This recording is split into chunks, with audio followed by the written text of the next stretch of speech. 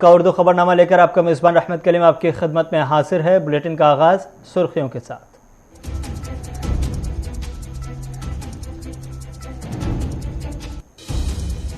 शोपियां में सीआरपीएफ पर हमला करने वाला मिलिटेंट गिरफ्तार। एक ओजीडब्ल्यू भी हिरासत में। गिरफ्तार किए गए मिलिटेंट से हथियार बरामद। आबिद रमजान के शहर पर मिलिटेंटों ने किया था हमला। जम्मू में बीटेक के एविएशन एंड एरोनॉटिक्स का कोर्स जल्द होगा शुरू। जम्मू स्पेस सेंटर में तैयारी जारी। जेकेएसएसबी ने 1200 असामियों को वापस लेने का किया फैसला। उम्मीदवारों ने मायूसी का किया इजहार। लद्दाख समेत सरहदी रियासतों में नए गांव बसाने की तैयारी। मरकजी वजारत दाखिला ने दी है मंजूरी।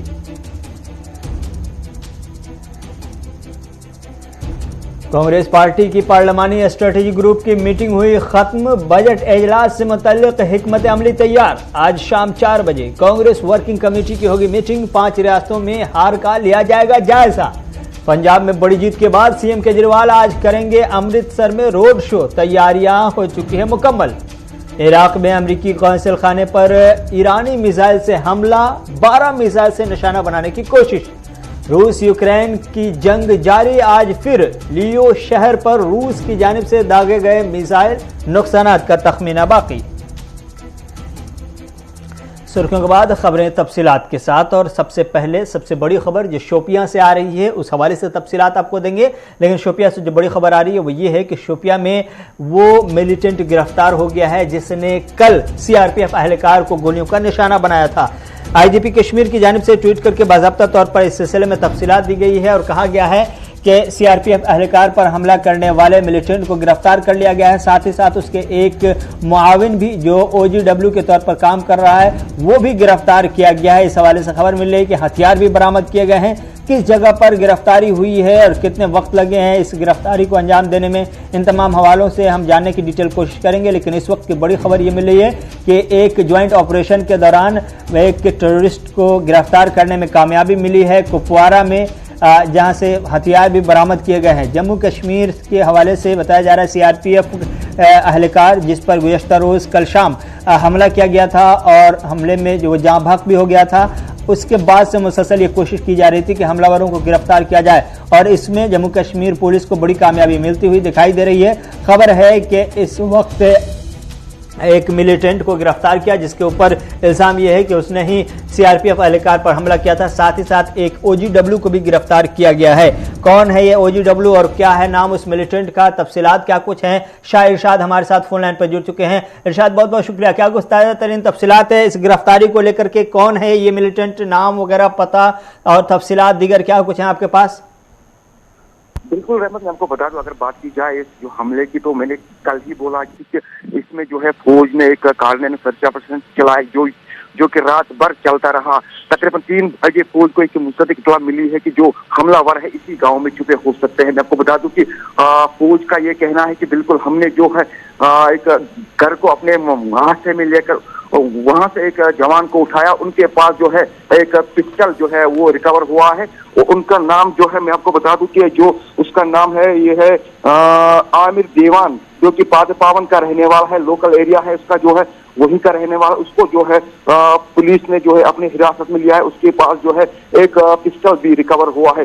कहीं ना कहीं इससे साफ जाहिर पता चलता है कि जो हमलावर है यही हो सकता है। जी प्रेम, ऐसे में ये कितने दिनों से मिलिटेंसी में एक्टिव था, क्या क्या मामलात इसके खिलाफ है जिसकी गिरफ्तारी हुई है, इस हवाले से कोई अपडेट आपके पास? बिल्कुल मैं आपको बता दूं, अगर बात की जाए जो मिलिटेंट की सफ में शामिल तो नहीं हुआ है। अलबत्ता यही कहा जा रहा है कि ये जो बिल्कुल जो है वो जो डब्ल्यू की तरफ से काम किया जा रहा है उसका जो है एक बैकग्राउंड जो है एक स्टूडेंट था डिग्री कॉलेज शोपियान में, इसका जो है तालीम चल रही थी। और यही बताया जा रहा है कि ये जो डब्ल्यू का काम जो है काफी सालों से करता आ रहा है। मैं आपको बता दूं कि जो कल जो सीआरपीएफ अधिकार के गोली बरसाई गई है, इसी का जो है एक गांव है छोटी पोरा जो कि बगल में ही उसका गांव है, उसी गांव में जो रहता था। और पुलिस का ये मानना है कि कहीं ना कहीं इसका जो हाथ इसमें जो है शामिल हो सकता है। जी अभी जब गिरफ्तार किया गया तो फिर आगे की कार्रवाई क्या कुछ हो रही है, कहां पर रखा गया है, आगे क्या किया जाएगा इनके साथ, इस हवाले से कोई अपडेट कि इसके साथ आगे क्या कार्रवाई होगी? देखिए रहमत, मैं आपको बता दूं, जिस तरीके से आईजीपी कश्मीर ने एक ट्वीट करके ये कहा था कि हमने जो है 2 OUW को जो है हिरासत में लिया गया है। मैं आपको बता दूं, इस वक्त अगर बात की जाए तो ये जो 2 OUW इस वक्त जो है शोपियां पुलिस के पास है और इसके बिल्कुल पूछताछ किया जा रहा है। और मैं आपको बता दूं कि कहीं ना कहीं अगर बात की जाए जो एक और भी इसमें शामिल है, उसका नाम है शारिक सादिक, वो भी इसमें शामिल है। उसको भी पूछताछ के लिए पुलिस स्टेशन शोपियां जो है वहाँ पे इस वक्त पूछताछ चल रहा है। जी बहुत बहुत शुक्रिया शाहिर साहब तफसीलात फराहम करने के लिए। तो शोपियां में सीआरपीएफ एहलकार पर हमला करने वाला मिलिटेंट गिरफ्तार हो चुका है और इस वक्त खबर मिल रही है कि उसके साथ एक OGW को भी गिरफ्तार किया गया है। अब इस वक्त पूछताछ चल रही है, आगे की कार्रवाई शुरू हो चुकी है, लेकिन 24 घंटे के अंदर अंदर में उस मिलिटेंट को गिरफ्तार करने में सिक्योरिटी फोर्सेज कामयाब रही जिसने सीआरपीएफ एहलकार पर हमला किया था। जो सीआरपीएफ अपने गाँव, अपने घर, अपने खानदान, अपने रिश्तेदार और अपने बाल बच्चों के साथ रहने के लिए छुट्टी पर आया था, जिसे मिलिटेंटों की जानिब से निशाना बनाया गया था और जिसमें वो जख्मी हालत में अस्पताल में दाखिल तो ज़रूर हुआ, लेकिन वो फिर जख्मों की ताब न लाकर वो इस दुनिया से चल बसा। आपको बता दें कि जो सिक्योरिटी एहलकार या सीआरपीएफ एहलकार जो शहीद हुआ है वो मुख्तार अहमद दोई, जो शोपियां का रहने वाला था, जिस पर मिलिटेंटों ने बाज़ाब्ता तौर पर कल निशाना बनाया था। और दूसरी बात इसमें यह है कि जो ये पूरा ऑपरेशन मिलिटेंटों का चल रहा था वो लश्कर तैयबा के कमांडर आबिद रमज़ान शेख के इशारे पर यह सब चल रहा था। और आबिद रमज़ान शेख जो लश्कर तैयबा का कमांडर है, इसी ने यह टारगेट दिया था कि सीआरपीएफ एहलकार मुख्तार अहमद दोई को निशाना बनाया जाए और उसको बाज़ाब्ता तौर पर नापाक मंसूबे के तहत निशाना भी बनाया गया, जिसमें उसकी जान चली गई। आईजीपी कश्मीर की तरफ से इस खबर पर तफसीलात देते हुए कहा गया है कि इस सिलसिले में केस दर्ज कर लिया गया है और आगे की कार्रवाई चल रही है। आज सुबह एक खबर बारामूला से आई, जहां आर्मी की जानिब से फ्री मेडिकल कैंप का इनेकाद किया गया पुथखा पर। ये इस कैंप में न सिर्फ ये कि आर्मी बल्कि peace and friendship foundation JK के इश्तराक से ये कैंप मुनक़िद किया गया, जिसमें बड़ी तादाद में वो लोग पहुँचे जो अद्वियात की हुसूलियाबियों के लिए अद्वियात हासिल करने में कहीं न कहीं फाइनेंशियली रुकावटों के शिकार थे या फिर दीगर किसी मसाइल के शिकार हो रहे थे। लेकिन आर्मी की जानिब से बाज़ाब्ता तौर पर यह कैंप मुनक़िद करके, फ्री मेडिकल कैंप मुनक़िद करके पुतखा में बाज़ाब्ता तौर पर उन लोगों को अद्वियात दी गई और दीगर ज़रूरियात की चीज़ें जो इलाज के काम आ सके। उन तमाम एरिया के जो बारामूला के आसपास का एरिया है, ज़रा बारामूला के आसपास के इलाके के गांव हैं, उन तमाम गांव के लोगों की बड़ी तादाद यहां पर देखने को मिली और वो सब इस कैंप से फ़ायदा उठाते हुए नजर आए। आपको बता दें कि इस कैंप में आज 6 डॉक्टरों की टीम मौजूद है जो बाज़ाब्ता तौर पर न सिर्फ अद्वियात बल्कि मेडिकल एडवाइस भी दे रही हैं और जो गरीब लोग हैं, जो ज़रूरतमंद हैं, उन्हें बाज़ाब्ता तौर पर अद्वियात दी जा रही हैं ताकि उन्हें इसके लिए दवाओं को ख़रीदने के लिए या डॉक्टरों के पास जाने के लिए जो पैसे देने पड़ते थे, रकम की अदायगी करनी पड़ती थी और जिसकी वजह से उन्हें इसमें हिचकिचाहट का शिकार होना पड़ता था, आमतौर से पैसे की कमी की वजह से वो अस्पताल नहीं जा पाते थे, अब उनको यहीं पर सहूलत आर्मी की जानिब से दे दी गई है, जिसको peace and friendship foundation JK ने भी सपोर्ट किया है। दोनों के इश्तराक से ये कैंप मुनक़िद किया गया।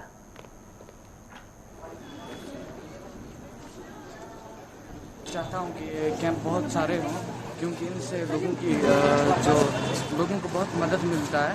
आपने देखा कि हमारी जो भारतीय सेना है, इन्होंने लगातार जब से ये यहाँ है, इन्होंने एक बहुत बड़ा योगदान जो है वो कश्मीर के लिए दिया है और आज भी दे रहे हैं। तो जहाँ तक फ्री मेडिकल कैंप्स का की बात है, आज भी यहाँ पे पुतखा एरिया में जो है, यहाँ पे 52 राष्ट्रीय राइफल्स ने आज यहाँ पे एक फ्री मेडिकल कैंप करवाया और इसके साथ साथ में इनका ये मोटिव भी रहता है कि यहाँ का जो नौजवान है वो जो ड्रग्स में इन्वॉल्व है, उनको कैसे पटरी पे लाया जाए, उनको कैसे मोटिवेट किया जाए कि आप ये ड्रग्स छोड़ दो। क्योंकि ड्रग्स आप देख रहे हैं कि हमारी सोसाइटी के अंदर काफ़ी ज़्यादा जो है ड्रग पेडलिंग जो है काफ़ी हद तक बढ़ चुकी है।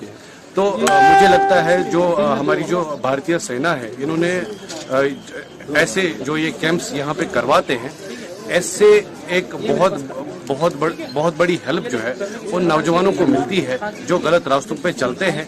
और बारामूला के झूरा इलाके की बात करें, आज यहाँ पे 52 राष्ट्रीय राइफल्स ने मेडिकल कैंप का इनेकाद किया। हालांकि इसमें काफी तादाद में जो है लोगों ने शिरकत की और यहाँ पे मुफ्त दवाई भी दी गई। और इसके साथ साथ देखा जाए कहीं मुकामी लोगों के साथ साथ चाहे यूथ की बात करें तो उनका ये कहना है ऐसे कैंप्स और भी होने चाहिए ताकि यहाँ के लोगों को फायदा मिले। नदीम मानी के साथ मैं इरशाद भट्ट, गुलिस्तान न्यूज़, बारामूला। जम्मू में BTech aviation and aeronautics course के हवाले से बाज़ाब्ता तौर पर तैयारी चल रही है। स्पेस सेंटर जम्मू में तैयारियां चल रही है। इस हवाले से डॉक्टर जितेंद्र सिंह, रुकन पार्लियामेंट, उन्होंने कहा कि बहुत जल्द यहां इस कोर्स का आगाज़ भी हो जाएगा, यानी BTech aviation and aeronautics course का आगाज़ जम्मू के स्पेस सेंटर में बहुत जल्द शुरू होने जा रहा है। स्पेस टेक्नोलॉजी अधिकतर दक्षिण भारत तक सीमित थी, लेकिन प्रधानमंत्री मोदी जी के नेतृत्व में जहां एक तरफ स्पेस की अनलॉकिंग हुई, उसमें बहुत सारे ऐसे अनावश्यक नियंत्रण थे वो हटा दिए गए, प्राइवेट प्लेयर्स के लिए गुंजाइश बनाई गई। वहीं साथ ही साथ ये भी निर्णय लिया गया कि क्यों ना हम स्पेस टेक्नोलॉजी के संस्थान भारत के दूसरे हिस्सों में भी स्थापित करने का प्रयास करें। हमने पूर्वोत्तर में अगरतला में एनआईटी के परिसर में एक संस्थान इस प्रकार का स्थापित किया और दूसरा उत्तर भारत में सर्वप्रथम जम्मू में सेंट्रल यूनिवर्सिटी के तहत। इस संस्थान में जो सूचना लायक बात है युवाओं के लिए वो ये कि हमारे पास इस प्रकार का टीचिंग इंस्टीट्यूट मात्र एक और है तिरुवनंतपुरम में, इंटरवेंट्रम। ये अपने तरह का दूसरा होगा। हम इसमें पहला कोर्स इसी वर्ष शुरू कर देंगे, बीटेक एविएशन एंड एरोनॉटिक्स को लेकर के। उसमें पहली इंटेक 60 छात्रों की होगी। सिलेक्शन का क्राइटेरिया थ्रू आईआईटी जेईई होगा, ताकि कल कोई भेदभाव का या किसी और प्रकार का किसी को आरोप लगाने या शिकायत करने की आवश्यकता ना हो। और स्टार्टअप्स के लिए जैसे नए नए एवेन्यूज आए हैं, ड्रोन्स के, जियो स्पेशल के, और आज तो हर विभाग में, हर क्षेत्र में स्पेस टेक्नोलॉजी प्रवेश कर चुका है, चाहे वो हाउसिंग है, स्मार्ट सिटीज है, रेलवेज है, हाईवेज है। उसमें भी हमारे बच्चे सक्षम रहें अपनी रोजगार स्वयं उपलब्ध करने के लिए। दिल्ली में आज कांग्रेस पार्टी की पार्लिमानी स्ट्रेटेजी ग्रुप की मीटिंग हुई। सोनिया गांधी की सदारत में ये मीटिंग मुनक़िद की गई 10 जनपद पर, और उसमें कांग्रेस के पार्लियामेंटेरियन ने शिरकत की। मल्लिकार्जुन खड़गे से लेकर मनीष तिवारी हों या दीगर कांग्रेसी पार्लियामेंटेरियन हों, तमाम के तमाम इसमें शिरकत करते हुए नजर आए। और इस मीटिंग में बाज़ाब्ता तौर पर बजट इजलास के दौरान पार्टी की रणनीति क्या रहेगी, हिकमत अमली क्या रहेगी, किन किन मुद्दों को उठाने की पार्टी कोशिश करेगी, इन तमाम हवालों से गौर किया गया। और मीटिंग खत्म होने के बाद मीडिया ब्रीफ के दौरान बाज़ाब्ता तौर पर मल्लिकार्जुन खड़गे को कहता हुआ देखा गया कि उन्होंने कहा कि इस मीटिंग में हमने ये तय किया है कि आने वाले बजट इजलास में न सिर्फ महंगाई के मुद्दे को उठाएंगे, बल्कि बेरोजगारी के साथ साथ पेट्रोल डीजल की कीमतों में जो महंगाई आई है उसको भी उठाएंगे, किसानों के MSP का मुद्दा भी उठाएंगे, और भारतीय शहरियों के इनखला के साथ साथ जो स्टूडेंट्स यूक्रेन में पढ़ रहे थे उनके मसाइल को भी उठाने की कोशिश करेंगे। क्या कुछ कहा गया है आज की ये कांग्रेस पार्टी की पार्लियामानी स्ट्रेटेजी ग्रुप की मीटिंग में, वो जरूर सुनाएंगे। लेकिन इससे पहले आपको बता दें कि आज शाम 4 बजे कांग्रेस वर्किंग कमेटी की भी मीटिंग है, जिसमें बड़े उलटफेर के आसार नजर आ रहे हैं। खबर यह है कि एक तो 5 रियासतों के हार की जिम्मेदारी के साथ साथ उन तमाम कमियों और खामियों को गौर किया जाएगा जिसकी वजह से इतनी बड़ी हार का सामना करना पड़ रहा है। साथ ही साथ आगे क्या कुछ करने की जरूरत है कांग्रेस पार्टी को 2024 के लोकसभा के इंतखाबात को मद्देनजर रखते हुए, इन तमाम हवाले से कांग्रेस वर्किंग कमेटी की मीटिंग में बाकायदा तौर पर तय किया जाएगा। और मुमकिन है कि आज यह भी फैसला कर लिया जाए कि कबल अज वक्त ही कांग्रेस पार्टी को नया सदर मिल जाए और इंतखाबात करा लिए जाए। यह जरूर मुमकिन है, चूंकि इम्कानात ऐसे ही लग रहे हैं। जो सूरत हाल है उसमें पार्टी को एक मजबूत लीडरशिप की जरूरत है, और इस पर कांग्रेस पार्टी के बेशतर रहनुमा खासतौर से G23 फोकस करते नजर आए हैं। लेकिन कांग्रेस पार्टी के पार्लियामानी स्ट्रेटेजी ग्रुप की मीटिंग में क्या कुछ कहा गया, क्या बातें हुई, मल्लिकार्जुन खड़गे को आप सुनिए। अभी हमारी स्ट्रैटेजी कमेटी, कोर कमेटी की मीटिंग हो गई है। तो हमारे कांग्रेस प्रेसिडेंट के अध्यक्षता में, जिसमें हमारे सारे उस कमेटी के सदस्य वहाँ पर थे, और हमने ये डिस्कस किया कि आने वाले सेशन में 14 तारीख को जो पार्लियामेंट शुरू होगा उसमें किन किन मुद्दों पर हम चर्चा करना चाहिए और कौन से मुद्दे उठाना चाहिए, और सभी अपोजिशन पार्टियों के साथ भी बातचीत करके हम बहुत से मुद्दे उठाने की कोशिश करेंगे। पार्लियामेंट शुरू होगा, उसमें किन किन मुद्दों पर हम चर्चा करना चाहिए और कौन से मुद्दे उठाना चाहिए, और सभी अपोजिशन पार्टियों के साथ भी बातचीत करके हम बहुत से मुद्दे उठाने की कोशिश करेंगे। उसमें खासकर जो यूक्रेन में हमारे स्टूडेंट्स मेडिकल कॉलेज के फंसे हुए थे उनके बारे में, और दूसरी इन्फ्लेशन का है, लेबर इश्यूज है, अनएम्प्लॉयमेंट है, और एमएसपी जो फार्मर के लिए उन्होंने कहा था कि हम तय करके जल्दी करेंगे, सुन जाए।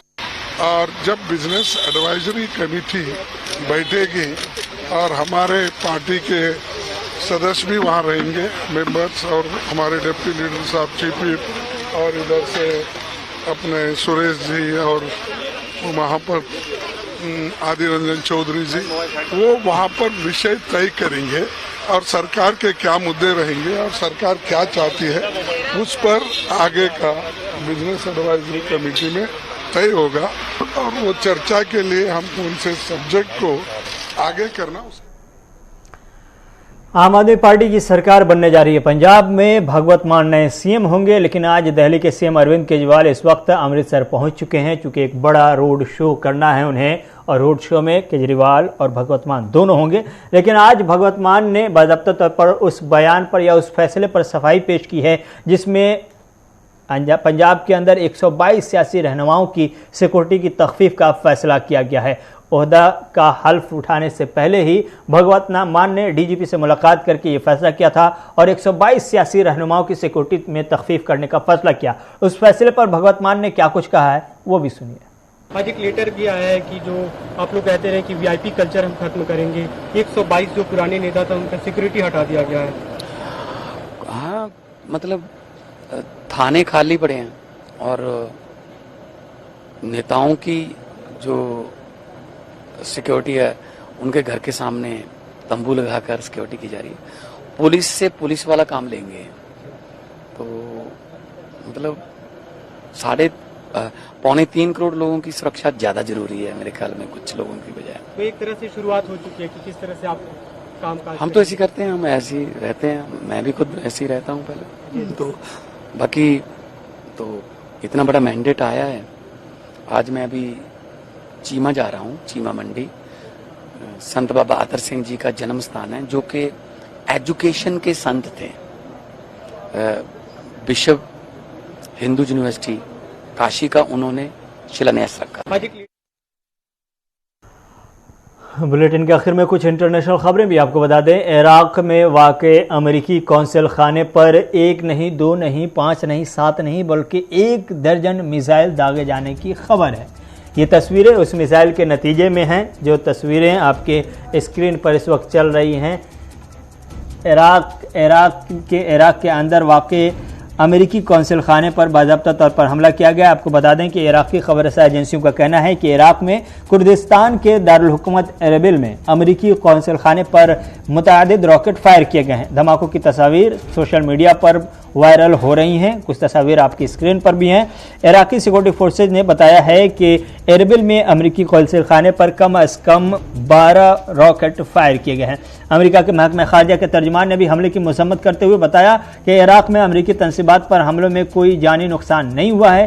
पेंटागन ने यह भी कहा है कि वो इन हमलों की तहकीकात कर रहा है। एक इराकी सिक्योरिटी एहलकार ने बताया है कि मिसाइल ईरान की तरफ से दागे गए हैं। एक अमरीकी एहलकार ने भी बताया है कि मिसाइल ईरान से आए हैं। धमाकों पर इब्तदाई रद्द अमल में एरबिल के गवर्नर उम्मीद खुशनाफ ने कहा कि कई रॉकेट कौंसल खाने के करीब गिरे हैं और ये वाज़ेह नहीं है कि निशाना शहर का हवाई अड्डा था या अमरीकी कौंसल खाना। इधर इराकी वज़ीर आज़म मसरूर बरज़ानी ने एरबिल में होने वाले धमाके की मसम्मत करते हुए कहा कि वो इन बुज़दिलाना हमलों के सामने डट कर खड़े हैं। एरबिल हवाई अड्डे पर अमरीकी फौजी अड्डा भी है। कुर्दिस्तान के वज़ीर सेहत ने कहा कि इन हमलों में कोई ज़ख्मी नहीं हुआ है, लेकिन एक न्यूज़ एजेंसी के न्यूज़ रूम की, एक टीवी चैनल के न्यूज़ रूम पर इसका असर होता हुआ दिखाई दे रहा है। जो स्क्रीन आपके सामने, जो स्क्रीन पर जो तस्वीर चल रही है, कुर्द 24 टेलीविज़न के ऑफिस की तस्वीर है। अंदर न्यूज़ रूम की तस्वीर भी आपके सामने स्क्रीन पर है और इस पर बाज़ाब्ता तौर पर उस मिसाइल के हमले का असर हुआ है। तो ये न्यूज़ रूम के अंदर का हिस्सा है। कुर्द 24 टेलीविज़न चैनल है, इराकी है, जो कुर्द से बाज़ाब्ता तौर पर सर्विस फराहम करती है। ये मिसाइल की तस्वीर जो आपके स्क्रीन पर चल रही है, आग के गोले उठ रहे हैं, वो उसी कौंसिल खाने को निशाना बनाने की कोशिश थी जिस पर इल्ज़ाम लगाया जा रहा है कि ये मिसाइल ईरान से दागे गए थे।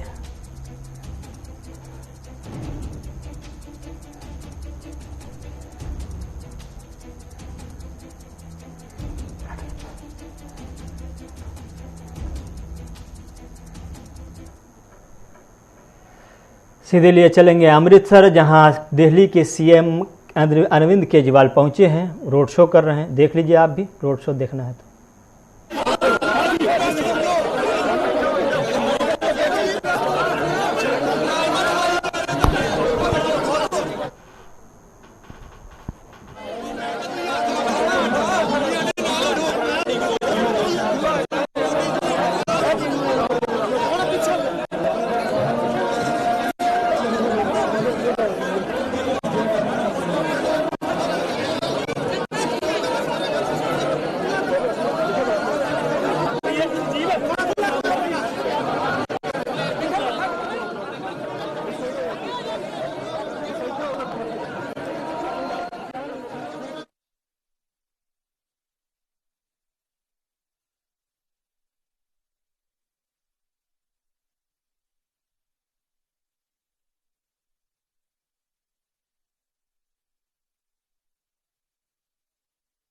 तो 16 मार्च को भावी मुख्यमंत्री भगवत सिंह मान जो हैं वो शपथ लेंगे और उससे पहले आज ये संयुक्त रोड सभा की जाएगी और उससे पहले स्वर्ण मंदिर पहुंच चुके हैं अरविंद केजरीवाल। जो अपना दौरा है वो मंदिर से उनकी शुरुआत की जा रही है। पंजाब विधानसभा चुनाव में भारी बहुमत के साथ सरकार नजर आई। ये आम आदमी पार्टी की सरकार बनने जा रही बहुमत के साथ और जनता का आशीर्वाद व्यक्त करने के लिए, आभार व्यक्त करने के लिए मुख्यमंत्री अरविंद केजरीवाल वहां पर पहुंच चुके हैं। तो देखिए, जो पार्टी के कार्यकर्ता हैं, चाहे वो विधायक हो गए, चाहे वो जीते हैं या वो हारे हैं, उनको निर्देशित किया गया था कि आप अपने समर्थनकारी के साथ वहां पर पहुंचे और तमाम जो विधायक हैं वो पहुंच चुके हैं। और ये देखिए, हाथ जोड़ते हुए भावी मुख्यमंत्री भगवंत मान लोगों का आभार व्यक्त करें और उनके साथ मुख्यमंत्री अरविंद केजरीवाल भी नजर आ रहे हैं। तो ये स्वर्ण मंदिर की हम आपको तस्वीरें दिखा रहे हैं।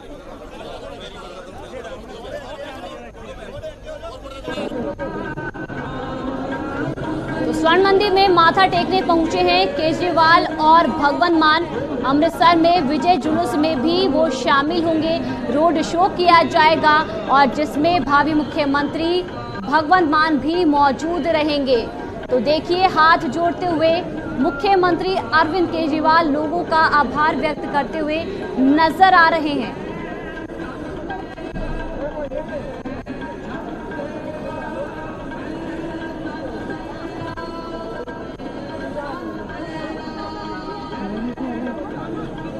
तो आपको बता दें कि काफी व्यस्त उनका कार्यक्रम आज का होने वाला है। रोड शो से समर्थकों को दूर रहने की हिदायत दी गई है क्योंकि काफी भीड़ जुटने की आशंका है और उसको लेकर पुलिस प्रशासन ने भी तैयारी कर ली है। फूल फेंकने की भी मनाही होगी। खास लोगों को ही शामिल इस रोड शो में किया जाएगा। और इसी दौरान आपको जानकारी दे दें कि दुर्गाना मंदिर में 20 मिनट ये काफिला रुकेगा। करीब 20 मिनट तक मंदिर में रुकने के बाद सभी राम तीर्थ मंदिर की ओर रवाना होंगे, जहां भगवंत मान, केजरीवाल और सिसोदिया का काफिला दोपहर करीब 2 बजे कचहरी चौक फ्लाईओवर के नीचे पहुंचेगा। इसके बाद होटल ताज स्वर्णों में कुछ वक्त बिताने के बाद केजरीवाल और सिसोदिया शाम करीब 4 बजे दिल्ली और मान हेलीकॉप्टर से चंडीगढ़ रवाना हो जाएंगे। तो ये हम आपको जानकारी दे रहे थे उनके कार्यक्रम को लेकर। अभी वो स्वर्ण मंदिर में मौजूद हैं, रोड शो उसके बाद किया जाएगा और ये काफ़ी व्यवस्थित उनका कार्यक्रम आज का होने वाला है।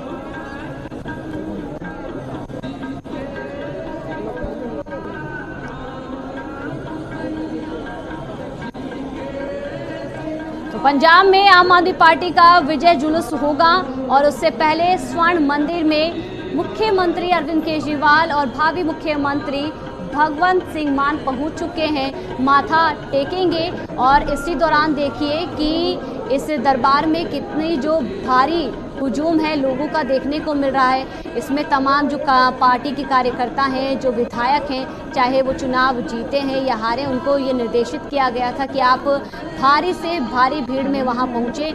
और ये अब आपको तस्वीरें भी हम लाइव दिखा रहे हैं स्वर्ण मंदिर की। तो बेहद ही खास ये तस्वीरें हैं क्योंकि चुनाव जब हो रहा था किसी को नहीं लग रहा था, किसी को उम्मीद नहीं थी कि यहाँ पर आम आदमी पार्टी का जो मैजिक है वो चलता हुआ नजर आएगा, पर यहाँ पर झाड़ू का जादू चल गया है।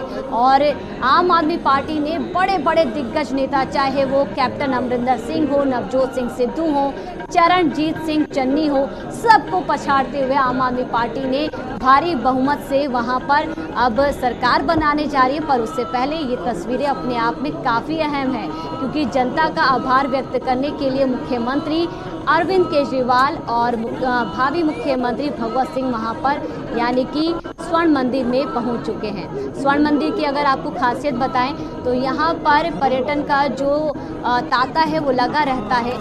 लगातार जो लोग हैं वो यहाँ पर पहुँचते हैं, माथा टेकते हैं। लोगों की ये विश्वास है कि यहाँ पर उनकी जो अरदास है, जो उनके जो सपने हैं, उनकी मांग जो है वो यहाँ पर पूरी होती है। और अगर हम यहाँ पर दौरे को लेकर दौरे के नज़रिए से जाने तो मुख्यमंत्री अरविंद केजरीवाल और भावी मुख्यमंत्री भगवंत सिंह मान पहुँच चुके हैं। तो पार्टी के जो तमाम कार्यकर्ता हैं वो भी नज़र आ रहे हैं उनके साथ। और ये स्वर्ण मंदिर की तस्वीरें हम आपको दिखा रहे हैं। विजय जुलूस में भी वो शामिल होंगे और विजय जुलूस को लेकर हम आपको जानकारी दे दें कि लोगों से जो ये विजय जुलूस निकलेगा उससे थोड़ा दूर रहने की हिदायत दी गई है और फूल फेंकने को लेकर भी मनाही यहाँ पर की गई है।